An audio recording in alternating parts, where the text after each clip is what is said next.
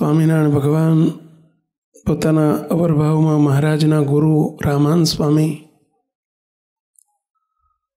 અને સ્વામીનો 14મો દિવસ હતો અને ફરેણી મુકામે શ્રીજી મહારાજ સૌ પ્રથમ સભાને સંબોધી રહ્યા છે. મહારાજનો પટ્ટાભિષેક જેતપુરમાં થયો અને ત્યાર પછી ગુરુ રામાનંદ સ્વામીની હયાતીમાં મહારાજે એકેય આવી મોટી સભા નહીં કરી, કારણ કે ગુરુનો પ્રભાવ અને મર્યાદા બંને રાખવી પડે. પરંતુ રામાનંદ સ્વામી સંવત 1858ના માક્ષર સુધી 13ને દિવસ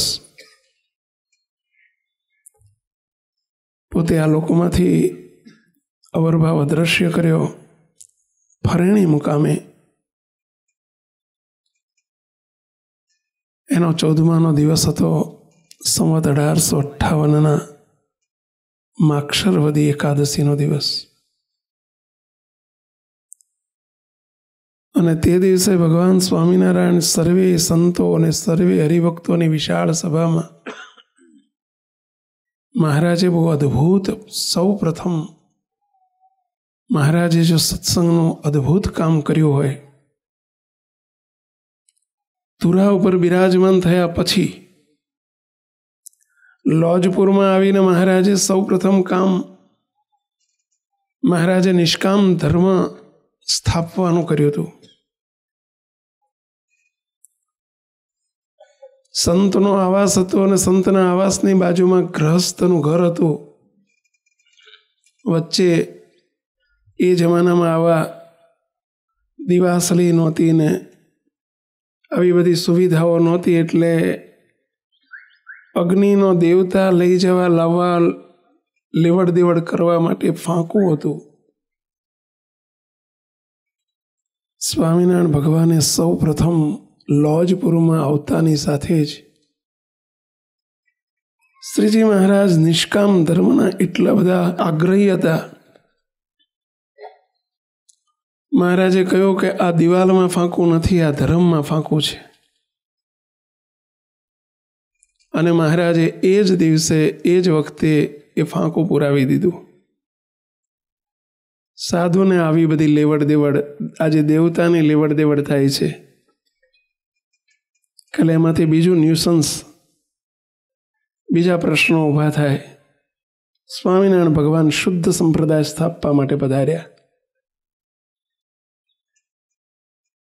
શ્રીજી મહારાજને બધો ભેળીહાળો શ્રીજી મહારાજે પહેલા દિવસથી ચલવ્યો જ નહોતો.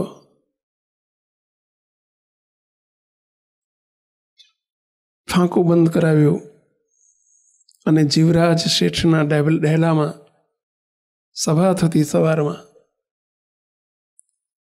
મુક્તાનંદ સ્વામી સાથે નીલકંઠ વર્ણી એટલે કે મહારાજ જ્યારે સવારની બીજા દિવસની સવારમાં પધાર્યા, સ્ત્રીઓ પુરુષોની ભેગી સભા થતી.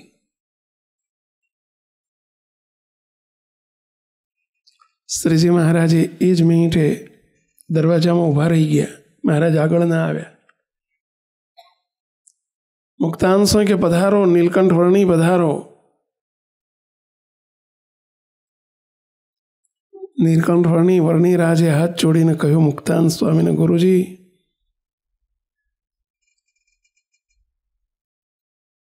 જ્યાં સ્ત્રી પુરુષોનો ભેળીહાળો હોય ત્યાં ધર્મ ન રહે, અને ધર્મ ન હોય ત્યાં ભક્તિ ન હોય, ધર્મ ભક્તિ ન હોય ત્યાં એમના દીકરા એવા અમે પુરુષોત્તમ નારાયણ અમે ન હોઈએ.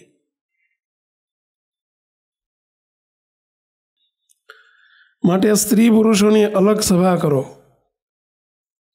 તો અમે આવીશું. ભગવાન સ્વામિનારાયણે સંપ્રદાય સ્થાપ્યો એ પૂર્વે કેટલી શુદ્ધિ કરી છે.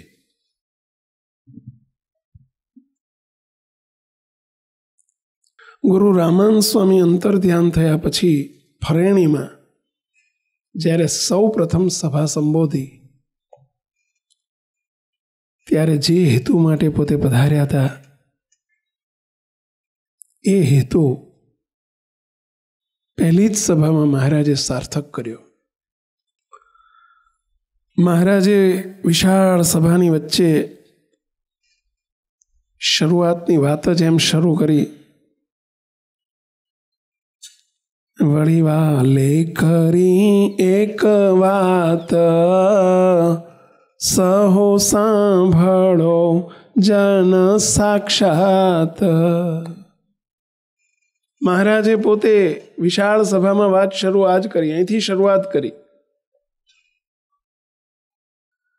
મહારાજ કે અમે જ્યારે નાના હતા અને માર્કંડ ઋષિ મહાન ઋષિ હતા, અમારા ધર્મપિતા ભક્તિ માતાને ઘેર છપૈયાપુરની વિશે માર્કંડ ઋષિ પધાર્યા છે.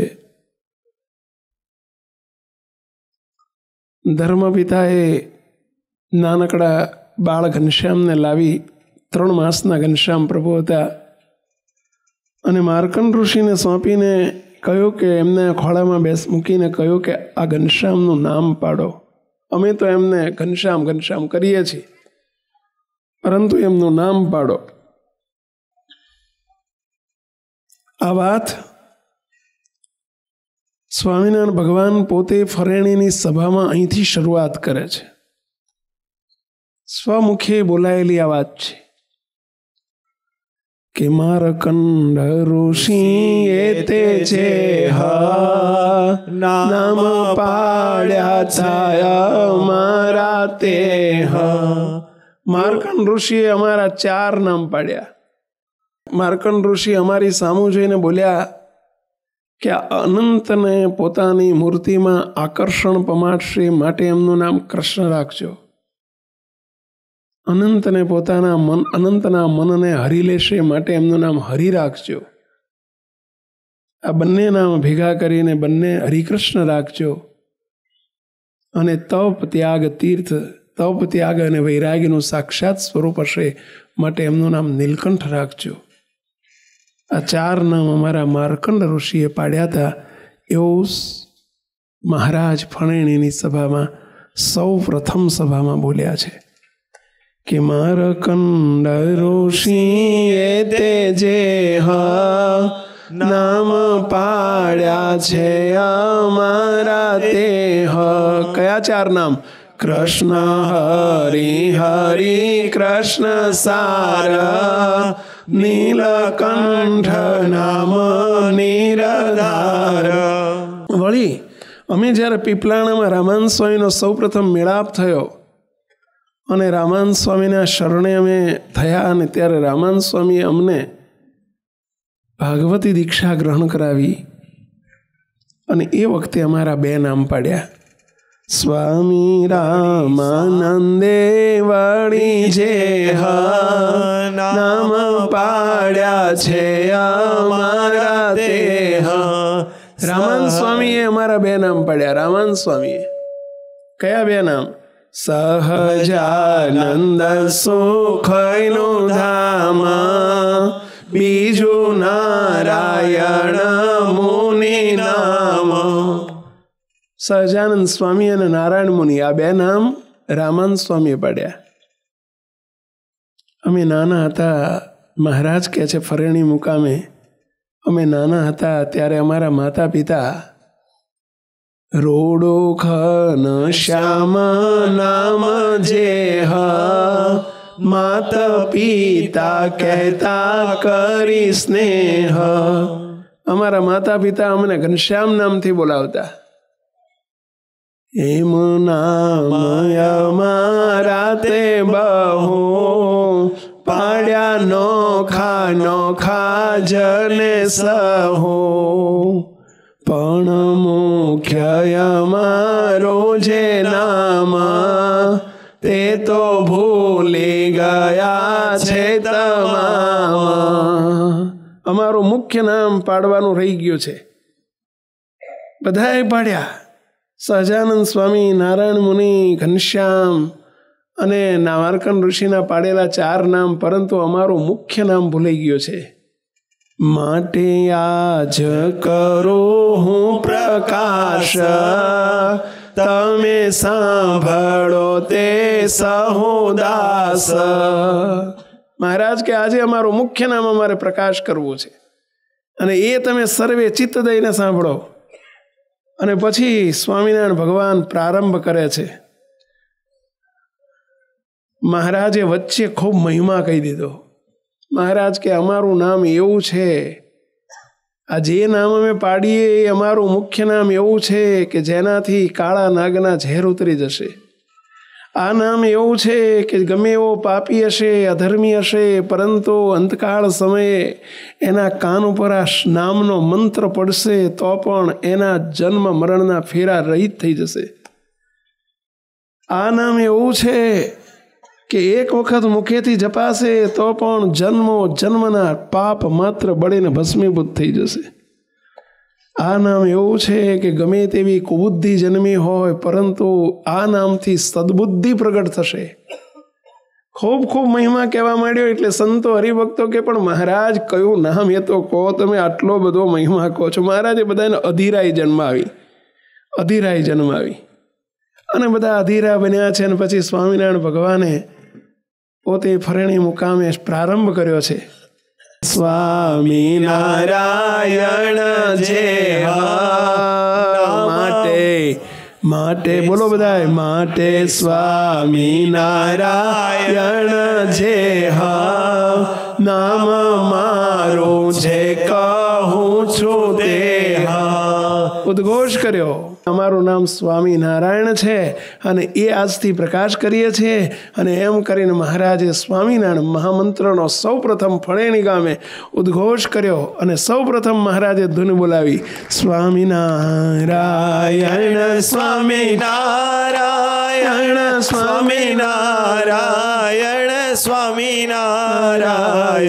સ્વામિનારાયણ સ્વામિનારાયણ સ્વામિનારાયણ સ્વામિનારાયણ સ્વામિનારાયણ સ્વામિનારાયણ સ્વામિનારાયણ સ્વામિનારાયણ. સ્વામિનારાયણ મહામંત્રની ધૂન બોલતા અને બોલાવતાની સાથે જ સમગ્ર સભામાં એકદમ સમાધિ ટપોટપ ટપોટપ ટપોટપ.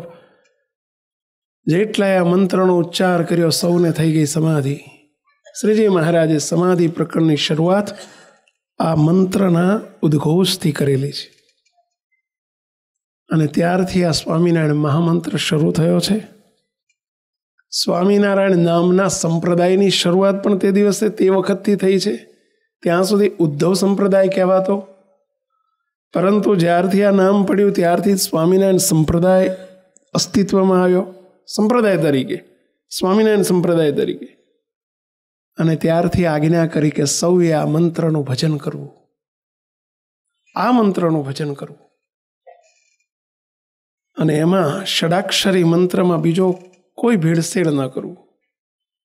અને એટલે આપણે માળા જપીએ અથવા તો ધૂન કરીએ, સ્વામિનારાયણ સ્વામિનારાયણ સ્વામિનારાયણ. ઘનશ્યામ મંત્રની, ઘનશ્યામ ભલે મહારાજનો જ નામ છે, પરંતુ એ મંત્રની માળા ના જપાય.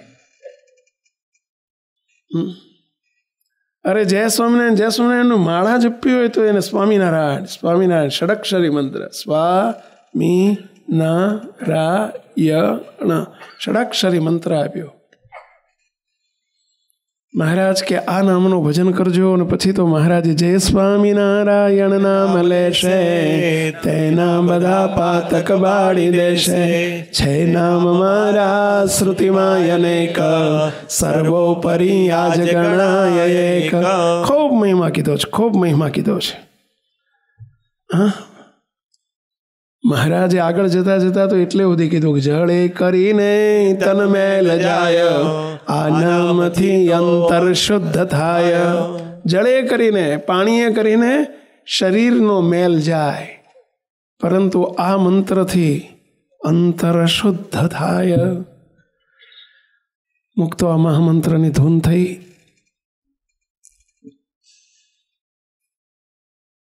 દરેક વ્યક્તિ માટે મોટા મોટા સંતોએ પણ કહ્યું છે કે જન્મ્યા ત્યાંથી જરૂર જાણો, મરવાનું છે માથેજી. આવ્યા ત્યારે શું લાવ્યા અને શું લઈ જાઓ. આપણે બોલીએ છીએ તો બધું, પણ મારું જાણે જોડે આવવાનું હોય ને એવી મથામણી કરીએ છીએ. બોલીએ છીએ આવું, લાવ્યા ત્યારે શું લાવ્યા અને શું લઈ જવું સાથે જી. તમે કહેશો કે તો સ્વામી નાનીદાસ સ્વામીનું કીર્તન છે એટલે અમે બોલીએ છીએ, ગોખ્યું છે એટલે બોલીએ છીએ, લખ્યું છે એટલે બોલીએ છીએ. પરંતુ બહુ જ વિચારવા જેવું છે મુક્તો, બહુ વિચારવા જેવું છે. શ્રીજી મહારાજે છેલ્લા પ્રકરણના 30મા વતનામૃતની અંદર બહુ એક અદ્ભુત વાત કરી છે. અંત્યના ગઢડા પ્રકરણના છેલ્લા વચનામૃતનું અંત્યનું 30મું વચનામૃત. મહારાજ કે અમારા હરિભક્તોએ 6 વાતનો 5 વાતનું નિરંતર અનુસંધાન રાખવું. 5 વાતનું નિરંતર અનુસંધાન રાખવું. આ શ્રીજી મહારાજના શબ્દો છે. અમારા ભક્તો એટલે અમે રહી ગયા, તમે જ નહીં, અમે તમે બધા ભક્ત સંજ્ઞામાં હોઈએ, આપણે છીએ. સંતોય આવી ગયા ને તમે આવી ગયા. આ વાત માત્ર તમારા માટે નથી, અમારે પણ સમજવાની છે. અમારા ભક્તોએ જે અમારા આશ્રિત છે એમણે 5 વાતોનું નિરંતર અનુસંધાન રાખવું. નિરંતર, નિરંતરનો અર્થ શું થાય પેલા? સદાકાળ, હંમેશ, સદૈવ, ફોર એવર. સદાકાળ આ વાતનું અનુસંધાન રાખવું. અને એમાં પહેલી વાત મહારાજે બહુ અદ્ભુત કરી છે કે અમારા ભક્તે પહેલું એ અનુસંધાન રહેવું જોઈએ કે આ ઘડીએ ને આ મિનિટે ને આ ક્ષણે જ મારે દેહ મૂકીને મરી જવાનું છે, એટલે કે ચાલ્યા જવાનું છે. દેહનો કોઈ નિર્ધાર નથી. મહારાજને આવું કેમ કહેવું પડ્યું? કારણ કે અનુસંધાન નથી રહેતું આપણને. હજુ આપણે બધાય કોઈને મરવું ગમતું નથી અને કોઈને મોત સામે દેખાતું નથી. એટલે હજુ વાર છે, કમાઈ લો, હજુ વાર છે, ભેગું કરી લો, હજુ વાર છે. મહારાજ એના વિરોધમાં કહે છે, એટલે બોલે છે કે ભાઈ કાંઈ વાર નથી. સમજણ તો એવી રાખો કે આ ઘડીએ ને આ મિનિટે જ મારે દેહ મૂકી દેવાનો છે. 5 વર્ષ પછી ને 10 વર્ષ પછી ને હજુ તો વાર છે ને હજુ તો આપણને 60 જ થયા છે ને હજુ 40 થયા છે ને કંઈ ખબર છે કોઈને? પહેલાં કોઈને લખી આપ્યું છે કે કાલે 80 થવાના જ છે? 80 વર્ષનો બાપો બેઠો હોય ને દીકરાનો દીકરો 20 વર્ષનો હાલ્યો જાય, એવું નથી જોયું ભાઈ આપે કોઈએ? તમારા સંસારમાં નથી જોયું કોઈએ? ક્યાં દે એનો નિર્ધાર છે? શાના માટે વાર કરવાની? જે કરવાનું છે કરી લઈએ ભાઈઓ. આ કરવાનું છે કરી લઈએ, એની આપણને બધાને સ્મૃતિ થાય કે કરવાનું છે કરી લો. દેહનો કોઈ નિર્ધાર નથી, કોઈ નિર્ધાર નથી. કોઈ વાયદાના વેપારમાં કેટલાય બિચારા રોયા. વાયદાનો વેપાર ન રાખશો, રોકડી કરી લો. સમજવાનું છે સમજી લો, કાલ ઉપર ન છોડો. આ મોટા મોટા ઝાડ ઊભા છે ને, આ મકાન ઊભા છે, એના મૂળ છે, પાયા છે. આનો કોઈ મૂળને પાયો છે પેલા? અહીં કોઈનો મૂળને પાયો છે? મોટા સંતો એટલે કહેતા કાલ કરતા હોય તો કર આજ, આજ કરતા હોય તો કર અબ. આ મૂળ વગરનું ઢોકળું ઢળી પડશે ઢબ તો ફીર કરેગા કબ બાઈ. આ મૂળ વગરના ઢોકળા છે બધા. કોઈ દેહનો નિર્ધાર નથી. ઇંગ્લિશમાં એટલે એક અંગ્રેજીમાં કહેવત આવે છે, the death is the uncertainly certain. કેટલાક ઇંગ્લિશ ભણ્યા હોય ને ખ્યાલ આવી ગયો હશે. The death is the uncertainly certain. મૃત્યુ અનિશ્ચિત છે છતાં નિશ્ચિત છે. ક્યારે આવશે એ અનિશ્ચિત છે, પણ આવવાનું છે એ નિશ્ચિત છે. સાચું? તમને બધાને પૂછું છે, આ વાત સાચી? સાચી કે હાવ સાચી? કેટલાનું મૃત્યુ આવે એવું લાગે છે? આંગળી ઊંચી કરો જોઈએ. કેટલાને લાગે છે કે આવશે? તો પછી આંગળી તો ઊંચી કરો. અને નક્કી છે પણ એટલું નહીં, ક્યારે આવશે નક્કી છે એ નક્કી નથી. પાછું ઘણા નથી કહેતા કે એટલે રાતે તમે જોડે બેઠા હતા, આ રાતે બેઠા હતા, સવાર ગયા, આટલી જ વાર. તો શા માટે એમાં જે કરી લેવાનું છે એમાં લેટ કરીએ આપણે? શા માટે મોડું કરવું જોઈએ? જે આપણે જ પાછું કરવાનું છે, એમાં કોઈના વતી કશું ચાલતું નથી. બાપાનો પ્રસંગ, એમના છોકરા પૈસા ખર્ચવાનું કામ એ વતી કરી શકે, બાકી બીજું વતી ના થાય. ભજન અને ભોજન કોઈના વતી થતું નથી, એ તો જાતે જ કરવું પડે. હવે જો દેહનો નિર્ધાર નથી, હમણાં શું થવાનું છે એની ખબર નથી, આવવાનું છે નક્કી જ છે, તો અમુક તો વહેલાહાર શા માટે જે કરવાનું છે ન કરી લઈએ? શું કરવા મોડું કરીએ? સ્વામીએ વાતોમાં લખ્યું છે, ગુણાયતાન સ્વામીની વાતોમાં એક બહુ સરસ વાત આવે છે. સ્વામી કે શતમ વિહાય ભોક્તવ્યમ. સ્વામી એક બહુ સરસ શ્લોક બોલ્યા છે અને પછી એની ઉપર વાત કરી છે. સ્વામી કે શતમ વિહાય ભોક્તવ્યમ, સહસ્ત્રેષુ સ્નાનમાચરેત, લક્ષમ વિહાય દાતવ્યમ, કોટિમ ત્યક્ત્વામ હરિ ભજેત. બહુ સરસ વાત કરી. શતમ વિહાય ભોક્તવ્યમ એટલે કે 100 કામ મૂકીને જમી લેવું. હવે બજારનું ખાતા ના હોય ને સવારમાં હિલોડે ચડી ગયા હોય ને ક્યાંક નીકળી ગયા હોય તો શું દશા થાય? પેલા ભૂખ્યો લાંબો થઈ જાય ને. એટલે કીધું કે ભાઈ 100 કામ મૂકીને પહેલા જમી લો. જે હવાદીઓ હોય ને બજારનું છોડતો ના હોય એના માટે જુદી વાત છે, અને એવા માટે વાત કરી જ નથી. ભગવાનના ભક્તની વાત કરી છે. જેને હોટલ લોજનું ચાલતું હોય, એ બધે હાલતું હોય, એના માટેની આ વાત નથી. એ ભગત નથી. આ તો જે ભગવાનનો ભક્ત છે એના માટે વાત કરી છે. શતમ વિહાય ભોક્તવ્યમ, 100 કામ મૂકીને જમી લેવું. સહસ્ત્રેષુ સ્નાનમાચરેત. સ્વામી કે 1000 કામ મૂકી અને નાહી લેવું, સ્નાન કરી લેવું. કારણ કે નાહ્યા વગર ખવાય નહીં, એટલે પહેલાં નહીં લેવું, પછી પૂજા કરી લેવી, એટલે લાયસન્સ તો પાકું થઈ જાય કે ભાઈ હાય હવે જમાય. 100 કામ મૂકીને ખાઈ લેવું, પણ 1000 કામ મૂકીને નહીં લેવું. એના કરતાં 1,00,000 કામ મૂકીને લક્ષમ વિહાય દાતવ્યમ. શું કહે છે? 1,00,000 કામ મૂકીને દાન કરી લેવું. કારણ કે એ નિર્ધાર નથી, પણ આ બધાય કામ કરતા બહુ મહત્વનું કામ કીધું સ્વામીએ. કરોડ કામ મૂકીને મોક્ષ સુધારી લેવો, કરોડ કામ મૂકીને ભગવાન ભજી લેવા. કોટિમ ત્યક્ત્વામ હરિમ ભજેત. કરોડો કામ મૂકીને જે કરવાનું છે ને કરી લેવું. મનુષ્યનો વારો આપણને આપ્યો છે ભગવાને, મનુષ્યનો દેહ આપ્યો છે. શું કરવા આપ્યો છે? પહેલા પૈસા કમાવાના, દ્રવ્ય કમાવાના, દીકરાના મારું કરીને મરી જવા માટે ભગવાને મનુષ્ય જન્મ નથી આપ્યો ભાઈ.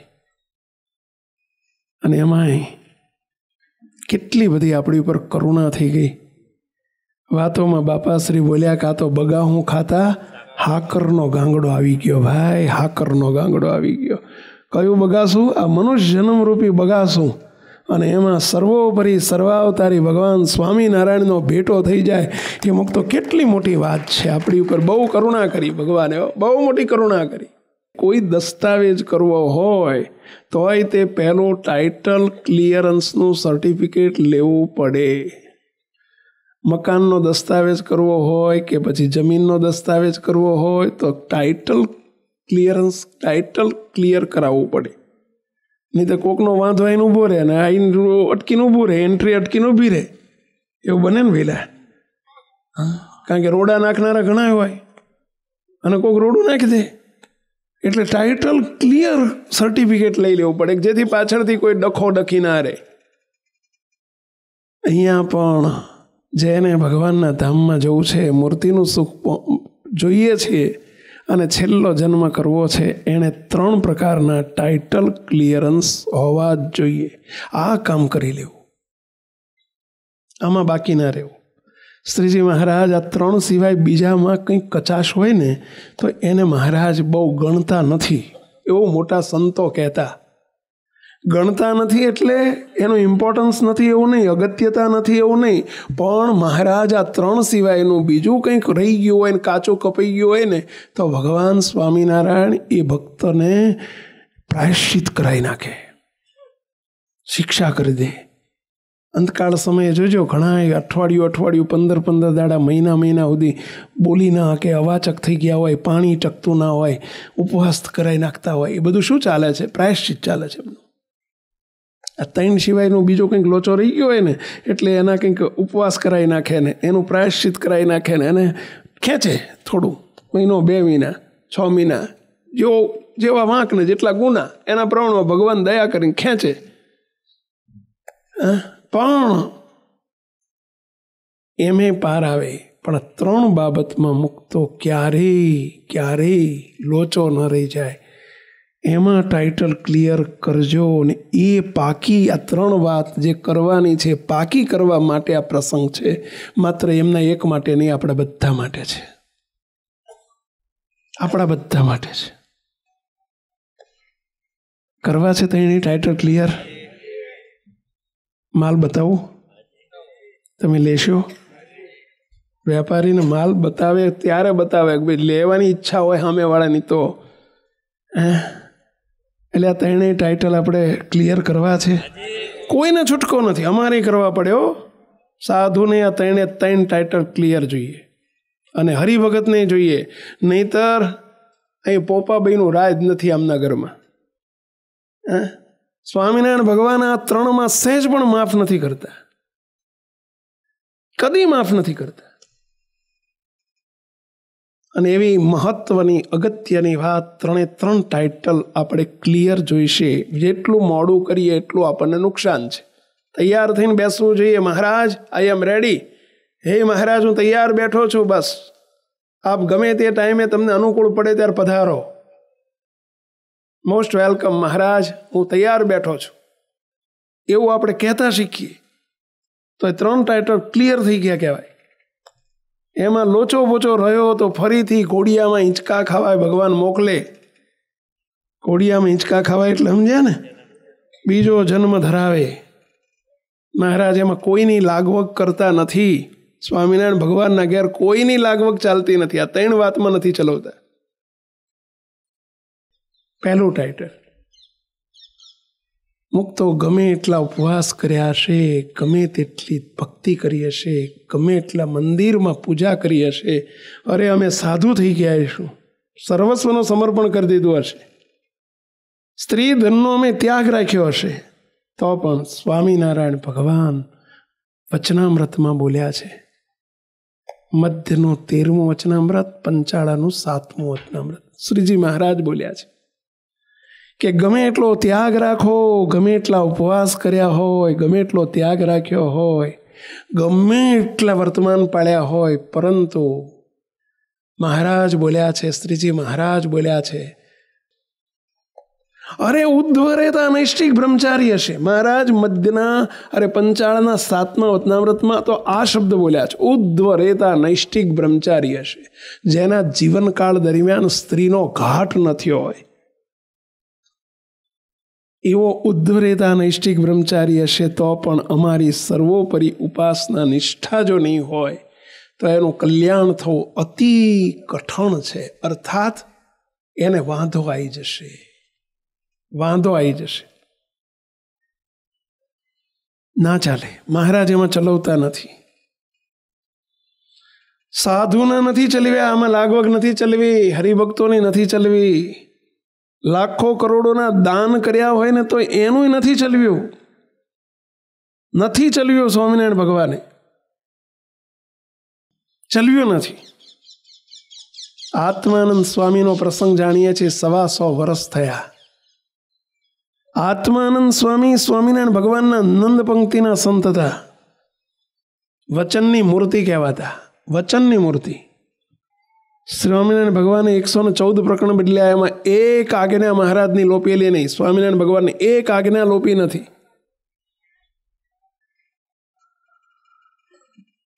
અને એવા વચનની મૂર્તિ જેવા આત્માનંદ સ્વામીને મહારાજ તેડવા ન આવે. સુપ્રસિદ્ધ પ્રસંગ છે. આ ગૌણાદાન સ્વામીની વાતમાં પણ ટૂંકમાં લખ્યો છે. ગોપાળાનંદ સ્વામીની વાતમાં એનો ઉલ્લેખ આવે છે. એ આત્માનંદ સ્વામીના 125 વર્ષ થયા, મહારાજ તેડવા ન આવે. સ્વામી આત્માનંદ સ્વામી ધંધુકા પાસે વાગડ કરીને ગામ છે, અને વાગડમાં હરિભક્તો સ્વામીના હેતવાળા સ્વામીને લઈ ગયેલા ત્યાં સેવા કરવા, સ્વામી ત્યાં પધારો. આત્માનંદ સ્વામી 33 વર્ષ વાગડમાં રહેલા. 33 વર્ષ. સ્વામીની 92 વર્ષની ઉંમર હતી, અને હરિભક્તો લઈ ગયેલા કે સ્વામી જેટલા દાડા રાખે એટલા દાડા અમારે સેવા થાય. આત્માનંદ સ્વામી જેવા મોટારા સંતને વાગડ પધાર્યા. સ્વામીના 125 વર્ષની ઉંમર થઈ. બોલો, વાગડમાં 33 વર્ષ સ્વામી રહ્યા. 92 વર્ષની ઉંમર હતી, ત્યાંથી 125. સ્વામિનારાયણ ભગવાન તેડવા ના આવે. તમે વિચાર કરો, હવા 100 વર્ષનો કોઈ ડોહો થાય, મને લાગે 100 વર્ષે કંટાળી જતા હશે, થાકી જાય. ખારું હવે હે ભગવાન, ભગવાનને પ્રાર્થનાઓ ચાલુ થઈ જાય. એવું જ હોય ને લગભગ. તો ઘણા તો હજુ એમ કે હજુ તમારે શતાબ્દી પૂરી કરવી છે. મુક તો હવા 100 થયા, હવા 100. રોજ મહારાજને પ્રાર્થના કરે, હે મહારાજ, મારું પાનિયું તમારા ચોપડામાં ક્યાં ખોઈ ગયું છે? મેં કઈ આજ્ઞા તમારી લોપી છે કે તમે મને તેડવા નથી આવતા? મહારાજ મારી પર દયા કરો. રોવે, રોજ મહારાજ આગળ રડે. મહારાજને અંતર ધ્યાન થઈ વર્ષો થઈ ગયા. 1886થી આ વાત હું કરું છું. ત્યાર પછી લગભગ 1916ની વાત, સંવત 1916, મહારાજને અંતર ધ્યાન થઈ લગભગ 30 વર્ષ થઈ ગયા. આ લોકોમાંથી અવરભાવ દ્રશ કરે 30 વર્ષ. અને મહારાજ કરતાં ઉંમર ઘણી મોટી હતી આત્માનંદ સ્વામીની. રામાનંદ સ્વામીની શિષ્ય પરંપરાના કહેવાય. મહારાજ તેડવા ના આવે. એટલે આ વચન લોપ્યું હોય ને તેડવા ના આવે તો સમજ્યા, પણ એક વચન જીવનમાં લોપ્યું નથી અને એને તેડવા ના આવે. એ વખતે ગુણાત્યાન સ્વામી, મોટા મોટા નંદ સંતો, નિત્યાનંદ સ્વામી, મુક્તાનંદ સ્વામી, બ્રહ્માનંદ સ્વામી, ગોપાળાનંદ સ્વામી, બધા અંતર્ધ્યાન થઈ ગયેલા લોકોમાંથી. ફક્ત નંદ પંક્તિમાં 2-4 નંદ સંતો રહેલા. અને એમાં ગુણાયતાન સ્વામી જુનાગઢમાં બિરાજતા. સ્વામીનો જબરજસ્ત પ્રભાવ હતો. ગુણાયતાન સ્વામીને સમાચાર મોકલ્યા કે સ્વામીને માલુમ થાય કે આપ મને દર્શન દેવા પધારો. આત્માનંદ સ્વામી માણસ મોકલ્યો, અને ભાઈ સાહેબ, મને મહારાજ ધામમાં તેડી જાય એવી કૃપા કરો. ગુણાયતાન સ્વામીને સમાચાર મળ્યા. સંવત 1915ની સાલની વાત. સ્વામી ગઢપુર પધારેલા જુનાગઢથી. ગઢપુરમાં એ વખતે હરિકૃષ્ણ મહારાજની મૂર્તિ પધરાવાતી હતી. રઘુવીરજી મહારાજના દિવ્ય હસ્તે, આચાર્ય શ્રી રઘુવીરજી મહારાજના હસ્તે મૂર્તિ પધરાવાની હતી હરિકૃષ્ણ મહારાજની ગઢપુરમાં. અને બહુ મોટો સમયો હતો. શિવલાલ શેઠ, બોટાદના શિવલાલ ભાઈએ બહુ મોટો સમયો કરાવેલો. અને એ વખતે ગુણાયતાન સ્વામી પણ પધાર્યા. ગઢપુરનો સમયો પતાવીને સ્વામીને પેલું આમંત્રણ મળેલું કે દર્શન દેવા પધારજો. એટલે ગુણાયતાન સ્વામીને પણ ખેંચાણ રહેતું હતું આત્માનંદ સ્વામી જોડે જવાનું. વાગડથી ગઢપુર નજીક થાય એટલે સ્વામીએ ભેળો પ્રોગ્રામ કરી નાખેલો કે સમયો પતાવીને અમારે વાગડ જવું છે આત્માનંદ સ્વામીને દર્શન દેવા કે દર્શન કરવા, જે સમજો તે. ગુણાયતાન સ્વામી 5 સંતોને લઈને વાગડ પધાર્યા. અને જ્યાં ગુણાયતાન સ્વામીને જોયા, આત્માનંદ સ્વામી નંદ પંક્તિના 125 વર્ષના જૂના સાધુ. અને એ વખતે ગુણાયતાન સ્વામીની ઉંમર 65-68 વર્ષની. 50% ડિફરન્સ, ડબલ. ગુણાયતાન સ્વામી ડબલ કહેવાય ને, સ્વામી લગભગ ડબલ. અને ગુણાયતાન સ્વામીને બાથમાં ઘાલીને તેડીને રોવા માંડ્યું. રડે, નાનું છોકરું રડે એમ રડે. ગુણાતીતાનંદ, ગમે એમ કરી તું આવ્યો છું તો આ વખતે મારું કામ પતાવીને જજે, મને ધામમાં મૂકીને જજે, ત્યાં સુધી હું તને નહીં જવા દઉં, નહીં જવા દઉં. ગુણાયતાન સ્વામીના બાથમાં ઘાલીને ભેટીને રડે આત્માન સ્વામી. ગુણાયતાન સ્વામી બેસાડ્યા અને કહ્યું, સ્વામી હું કહું એમ જો તમે કરો તો બોલો મારા હાથે હું અગ્નિ સંસ્કાર કરીને તમને જઉં. અને સ્વામીએ મુદત આપી દીધી. સ્વામી જો મારું કીધું કરો અને હું કહું એમ જો તમે હા પાડો, જીવમાંથી વિશ્વાસ રાખો, તો સ્વામી આજથી ચોથે દિવસે સાંજે 5 વાગ્યે સ્વામિનારાયણ ભગવાન, ગોપાળાનંદ સ્વામી, મોટા મોટા સંતો તમને તેડવા આવશે. એ મારી બાહેધરી, અને તમારો અગ્નિ સંસ્કાર મારા હાથે હું કરીને જઈશ. હવે આટલા હવા હોવરની મુદતમાં 4 દિવસની મુદત આપી, સામે 4 દાડાનો વાયદો આપ્યો. અને આત્માન સ્વામી કે ગુણાયતાન 4 દાડામાં, આ 4 દાડામાં ચોથે દાડે સાંજે 5 વાગે ખુલ્લી ઓફર આપી દીધી. પણ શરત એક જ. કઈ શરત? મારું કીધું માનો તો. બોલ બોલ બોલ બોલ બોલ ગુણાયતાન, તું કે એમ કરું. ગુણાયતાન સ્વામી જાણતા હતા કે ખાળમાં પાણી ભરાઈ ગયું છે, ખાળમાં પાણી જતું નથી. એનું કારણ શું? કંઈક લૂચો છે, કંઈક અંદર લોચો ભરાઈ ગયો છે, તો જ ના જતું હોય ને. પહેલાં ગટરમાં પાણી ઘણી વખત નથી અટકી જતું. એમ આ આત્માન સ્વામીનું પાણી અટકી ગયું છે અને એમને તેડવા મહારાજ નથી આવતા. નક્કી કંઈક ટાઇટલમાં લોચો છે. અને સ્વામી જાણતા હતા, ખબર હતી સ્વામીને કે શું લોચો છે. ગુણાયતાન સ્વામીએ બેસાડ્યા આત્માન સ્વામીને, અને બેસાડીને પહેલો જ પ્રશ્ન પૂછ્યો, સ્વામી તમે મોટા છો, મહારાજ કરતાં મોટા છો, મારે તમારી મર્યાદા રાખવી જોઈએ. સ્વામી હું તો તમારી આગળ છોકરું કહેવાઉં. ગુણાયતાન સ્વામી મીઠી મીઠી ધીમે ધીમે વાત, કારણ કે પથ્ય પડે એમ કરવું જોઈએ ને પહેલાં. એટલે અને ભારે ખોરાક આપવામાં જોવું જોઈએ કે સામે પચે એમ છે કેમ, નહીંતર ખોરાક એ બગાડે અને જમીન એ બગાડે, ઉલટી થઈ જાય, શું થાય પહેલાં. એટલે બહુ થોડું કામ પછી પથ્ય પડે એમ આપવું જોઈએ. ગુણાયતાન સ્વામી આત્માન સ્વામી કીધું, સ્વામી તમે બહુ મોટા છો, તમે આજ્ઞાની મૂર્તિ છો, વચનની મૂર્તિ છો, પણ સ્વામી એક પ્રશ્ન પૂછવો છે. પૂછું? પૂછ પૂછ પૂછ. ગુણાયતાન જલ્દી પૂરું કરી કે મારે 4 દાડે સાંજે 5 વાગે તારા હાથે અગ્નિ સંસ્કાર કરવાનો છો. તે વચન આપ્યું છે. સ્વામી મેં વચન આપ્યું છે, પણ શરતી આપ્યું છે. શું શરતી? હું કહું એમ માનો તો. બોલ શું માનવાનું છે? બોલ, જલ્દી બોલ. સ્વામી તમે શ્રીજી મહારાજ જોડે રહ્યા છો, મહારાજ રામાન સ્વામી જોડે રહ્યા છો, મોટા મોટા સંતો જોડે રહ્યા છો. સ્વામી મારે તમને આ પ્રશ્ન પૂછાય નહીં, મને શરમ આવે છે, પણ છતાંય પૂછી લઉં. પૂછ પૂછ પૂછ પૂછ પૂછ. સ્વામી મહારાજને તમે કેવા જાણો છો? કેવો પ્રશ્ન પૂછ્યો? તમે સ્વામિનારાયણ ભગવાનને જોડે રહ્યા છો, મહારાજને કેવા જાણો છો? મુક્તો સત્પુરુષ કોને કહેવાય? સત્પુરુષને બોર્ડ નથી મારેલું હતું કે સત્પુરુષની વ્યાખ્યા શું. સત્પુરુષની પહેલી વ્યાખ્યા, સત્પુરુષ જોડે તમે જાઓ એટલે પહેલો પ્રશ્ન પૂછે કે તમે મહારાજને કેવા જાણો છો. આવું જે પૂછે સમજી લેવું કે આ સત્પુરુષ છે. આ સત્પુરુષને ઓળખવાનું પહેલું લક્ષણ.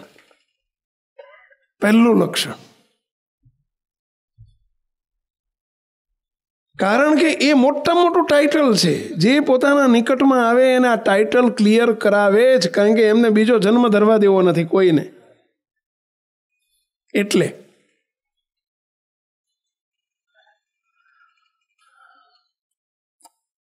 આ ગંભીર પ્રશ્ન છે, બહુ ગંભીર પ્રશ્ન છે. તમે મહારાજને કેવા જાણો છો? એટલે મહારાજ એટલે મહારાજ, ભગવાન એટલે ભગવાન. વળી એમાં હું કેવા જાણવાના હોય? ભગવાન જાણીએ છીએ, ભગવાન જાણીએ છીએ એમ નહીં. સ્વામી તમે કેવા જાણો છો? ભગવાનને સત્પુરુષનો એમનો પ્રાદુર્ભાવ, એમનું પ્રાગટ્ય મુખ્ય આ હેતુ માટે હોય છે.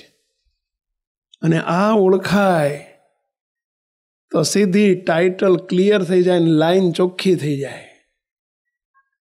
મુક્તો મહારાજ આવા આવા આવા આવા સ્વામી આ ઘેડબડી પડી ગઈ તો ચોથે દાડે તમારો આજે 3 દાડા રહ્યા, ત્રીજે દાડે સાંજે 5 વાગે અગ્નિ સંસ્કાર તમારો નક્કી અને મારા હાથે નક્કી. બસ જોજે હો ગુણાયતાન ભૂલતો નહીં. નહીં ભૂલું સ્વામી, પણ તમે ભૂલતા નહીં, આટલું તમે ભૂલતા નહીં. ઉત્તર ગુજરાતમાં મહેસાણા બાજુ ગોઠિયા થઈ ગયા હોય, ગાંઠિયાના ગોઠિયા. તો હવે મારું હારું અમેરિકામાં રહેતા હોય ને તો ગોઠિયા જ બોલે, મારા વાલા ગોઠિયા જ કરે. બોલો પોણી જ કરે. એટલે આ 20 વર્ષથી અમેરિકા રહે ભાઈ, હવે તો તું સુધારી. તો એ ગોઠિયા મહી પઈ ગયા છે ને, ગાંઠિયા ના બોલી શકે. બોલો ગોઠિયા જ કરે, પોણી જ કરે. અહીંના બાપા અમેરિકા ગયા હોય ને છોકરાને ઘેર ગયા હોય ને 15 વર્ષ રહેતા હોય ને તો ચોં જવું છે જ બોલે. બોલો મેં ખોટું શબ્દ પહેરી ગયો છે તો એ નીકળતો નથી, તો અંદર ખોટી સમજણ પહેરી ગઈ કે એ એક દાડાનું કામ નથી. પહેલાં નહીંતર આ તો કલ્પવૃક્ષનું ઝાડ છે.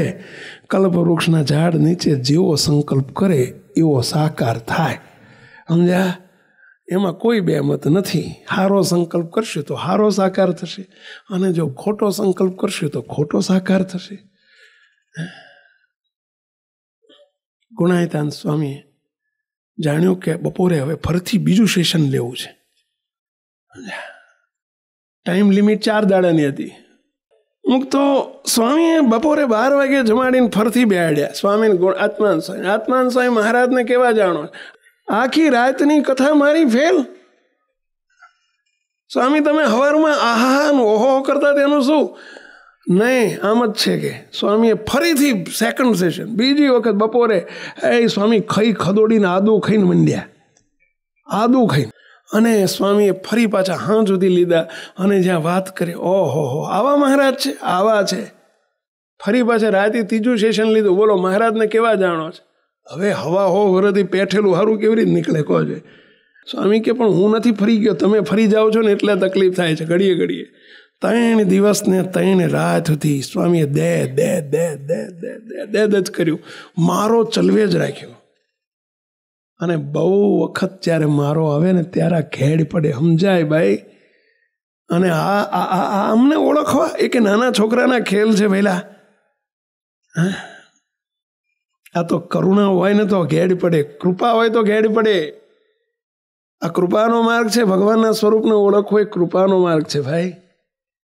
સાધુ હતા, નંદ પંક્તિના હતા, વચનની મૂર્તિ હતા, મહારાજની વખતના હતા. તો એ જો કાઠું પડતું હોય તો હવે તમે તો ગ્રસ્ત છો, જેને હવે ક્યાં મેળ પડે કહો જોઈએ. વિશ્વાસ જો મોટા પુરુષ મળી જાય ને એના વચનમાં વિશ્વાસ આવી જાય તો ઘેડ પડી જાય. કશું નથી, કાંઈ અઘરું નથી. આવડા નાના છોકરા એને જન્મથી એવા સત્પુરુષનો યોગ થઈ જાય તો એને કાંઈ અઘરું નથી. તમે જોજો, તમને અંગ્રેજી ના આવડે, 60 વર્ષનો હોય તો અંગ્રેજી બોલવું હોય ના આવડે. હવે શીખવા જાઓ તો એ ના ફાવે. પ્રૌઢ શિક્ષણના ક્લાસ લો તો એમાં કેટલું માંડ કદાચ ABCD આવડે, બીજું ના આવડે. પણ નાનું છોકરું જન્મથી જ જોજો તમે ઇંગ્લિશ મીડિયમમાં મૂક્યું હોય તો એ ફટ માં બેટું 5માં ભણતું હોય તો ફટ આમ ઓલી ધાણી ફૂટે એમ ઇંગ્લિશ ફૂટતું હોય એનું. બને કે ના બને પહેલાં? કારણ કે નાનપણથી એ ઇંગ્લિશ મીડિયમમાં મૂકાઈ ગયું છે એટલે.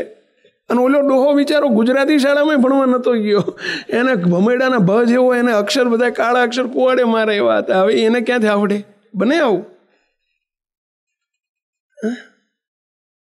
સ્વામી અટક્યા નથી, જંપ્યા નથી. સ્વામી 3 દાડા ને 3 રાત મથ્યા અને ચોથે દાડે હવારમાં સ્વામી ગુણાયતાન સ્વામીનો પગ પકડી લીધો, ખોળામાં માથું મૂક્યું, આત્માન સ્વામી રૂવોક મૂકી. ઓહો ગુણાતીતાનંદ, હું વર્ષો સુધી જોડે રહ્યો તો મેં મહારાજને ઓળખ્યા નહીં. આવા મહારાજ.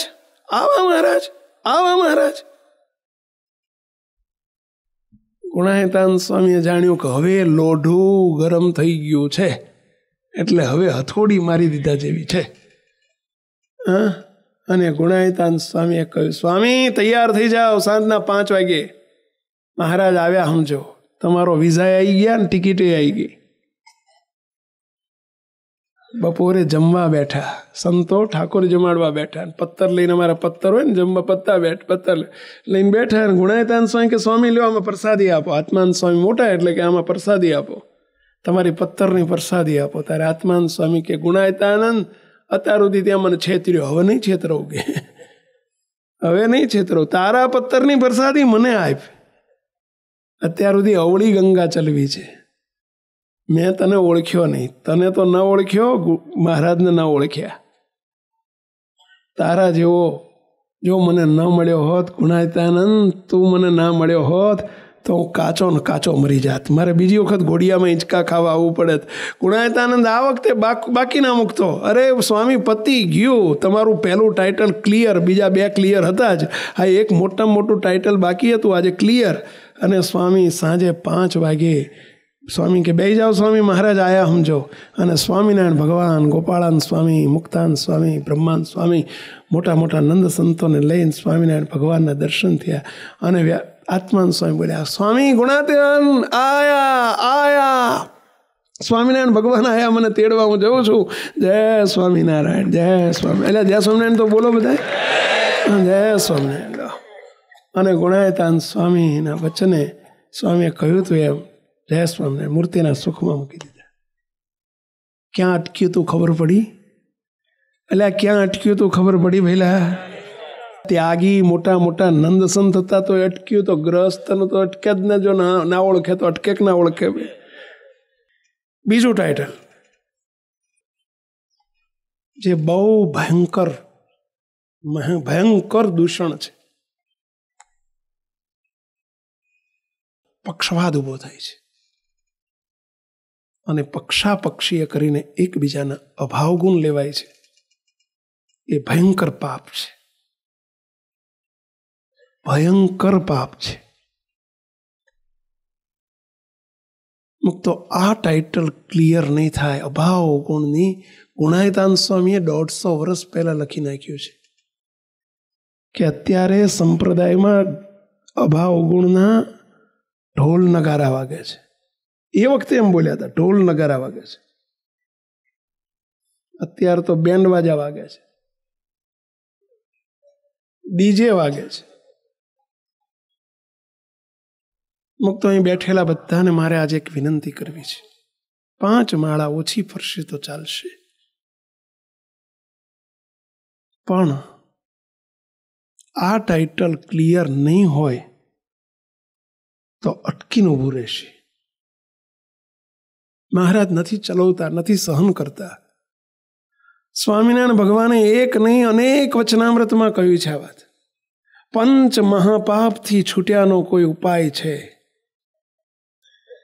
5 મહાપાપથી છૂટ્યાનો કોઈ ઉપાય છે? પરંતુ સ્વામિનારાયણ ભગવાન બોલ્યા છે, અમારા કોઈ મોટા સંત કે કોઈ હરિભક્ત એના અપરાધથી, એના દ્રોહથી છૂટ્યાનો કોઈ ઉપાય નથી. પણ આપણને આની બીક જ નથી. એક ગયણું જો કાણું રહી ગયું હોય, નળનું ચકલીનું ગયણું કાણું રહી ગયું હોય અને સહેજ અળગણ ટીપું પીવાઈ ગયું હોય કે એનું પ્રાયશ્ચિત કરી લે. સંતોને પૂછીને અથવા એમ થાય કરર પાપ લાગ્યું, અળગણ પાણી પીવાઈ ગયું, પાપ લાગ્યું. કીડી મરી ગઈ હોય ને આપણાથી, કીડી એક કીડી ધામમાં ગઈ હોય ને તો એ દુઃખ થાય, કરર મારાથી કીડી ધામમાં જતી. એક મકોડો જતો રહ્યો હોય, આમ દબાઈ ગયો હોય આપણાથી ભૂલમાં અજાણે, તો એનું દુઃખ થાય. એ પાપથી આપણે બીએ છીએ. અળગણ પાણીનું ટીપું પીવાઈ જાય એ પાપ છે, એનાથી આપણે ડરીએ છીએ. એક કીડી મકોડો ધામમાં જતો રહે તેનાથી ડરીએ છીએ અને પાપ ગણીએ છીએ. એકાદશીનો દિવસ હોય ને એમાં જો મોરૈયામાં એક કણકીનો દાણો ભૂલમાં વીણ્યા વગરનો રહી ગયો હોય અને વાંયાથી ખબર પડે ખાલી ચોખામાં કણકી, ઓલા મોરૈયામાં કણકી કે ચોખો જતો રહ્યો, આજે અમારો ઉપવાસ ભાગી ગયો, એકાદશી ભાગી ગઈ, એનો એ પાપ ગણીએ છીએ. હું એવું નથી કહેવા માંગતો કે પાપ નથી, એવું નથી કહેવા માંગતો, પાપ છે. પરંતુ સ્વામિનારાયણ ભગવાન જેનું આપણે ભજન કરીએ છીએ અને એ ભગવાન સ્વામિનારાયણ જેને 5 મહાપાપ કરતા પણ અધિક પાપ કહે છે, એની આપણને કંઈ પડી જ નથી. લ્યો, એની કોઈ બીક જ નથી. અંદર અંદર એટલા બધા અભાવ, અવગુણ, અપરાધ, અસુરી, દ્રોહ સુધી, અને પછી આસુરી બુદ્ધિ થઈ જાય. આ માત્ર સત્સંગમાં નથી હો, તમારા વ્યવહારોમાં પણ. ભાઈ ભાઈનો દ્રોહ કરે, હગા હગાનો દ્રોહ કરે,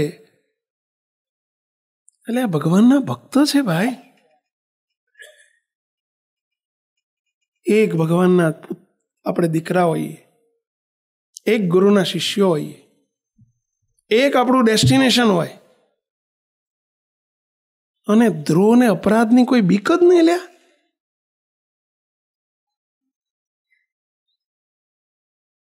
જરા આજે બીજો.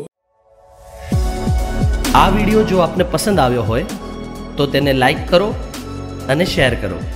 અને હા, આવા જ લેટેસ્ટ વિડીયો મેળવવા માટે SMVS કથા ચેનલને સબસ્ક્રાઇબ કરવાનું અને બેલ આઇકોન પર ક્લિક કરવાનું ન ભૂલતા હો.